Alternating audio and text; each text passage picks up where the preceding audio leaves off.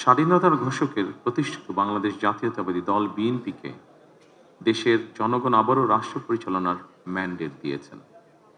জনগণ বিএনপির প্রতি যে বিশ্বাস এবং ভালোবাসা দেখিয়েছেন, এবার জনগণের মান উন্নয়নের জন্য নিরলস কাজের মাধ্যমে জনগণের এই বিশ্বাস এবং ভালোবাসার প্রতিদান দিতে আমাদেরকে ঐক্যবদ্ধভাবে কাজ করতে হবে।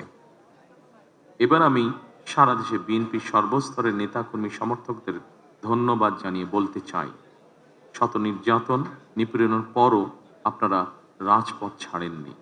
গণতন্ত্র প্রতিষ্ঠাত সংগ্রামে অটুট ছিলেন, অনড় ছিলেন।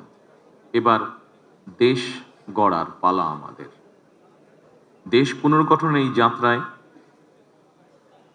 আপনি, আমি, আমাদের প্রত্যেককে দায়িত্বশীল ভূমিকা পালন করতে হবে অবশ্যই।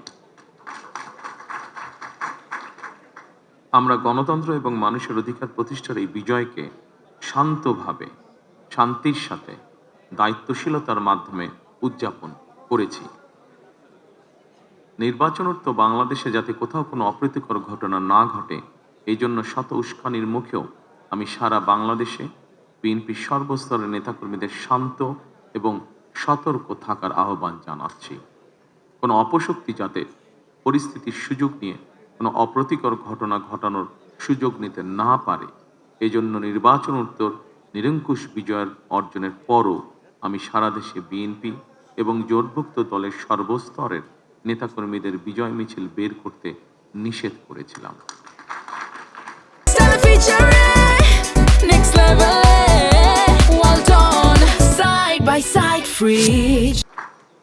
আমরা আল্লাহর দরবারে শুকরিয়া আদায়ের মাধ্যমে বিজয় উৎসব পালন করেছি। আমার বক্তব্য স্পষ্ট, যে কোনো মূল্যে অবশ্যই শান্তি এবং শৃঙ্খলা বজায় রাখতে হবে। কোনো রকমের অন্যায় কিংবা বিয়ানি কর্মকাণ্ড আমরা বরদাস্ত করব না। দলমত, ধর্ম, বর্ণ কিংবা ভিন্নমত যাই থাকুক, কোনো অজুহাতে অবশ্যই দুর্বলের উপরে সবলের আক্রমণ আমরা মেনে নেব না। ন্যায়পরায়ণতা হবে আদর্শ। আইনের শাসন প্রতিষ্ঠা করা না গেলে আমাদের সকল চেষ্টা ব্যর্থ হয়ে যেতে পারে।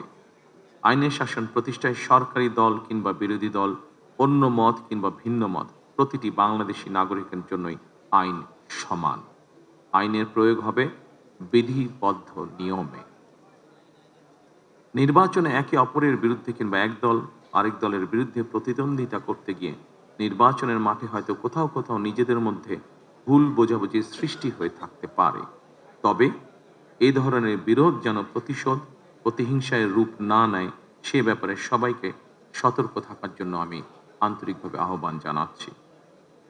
দেশে গণতান্ত্রিক জনগণের প্রতি আমার আহ্বান, আসুন যেভাবে আমরা গণতন্ত্র প্রতিষ্ঠার লড়াইয়ে ভূমিকা রেখেছিলাম, একইভাবে এবার দুর্নীতি এবং আইন শৃঙ্খলা নিয়ন্ত্রণ এবং জনগণের প্রতি জবাবদিহিতার মাধ্যমে আমরা বাংলাদেশকে একটি নিরাপদ, মানবিক বাংলাদেশ হিসেবে প্রতিষ্ঠার জন্য যে যার অবস্থান থেকে আমরা ভূমিকা রাখি। একটি নিরাপদ মানবিক গণতান্ত্রিক বাংলাদেশ প্রতিষ্ঠার যাত্রাপথে আমি ভিন্ন দল কিংবা ভিন্ন মতের সকলের সহযোগিতা কামনা করছি।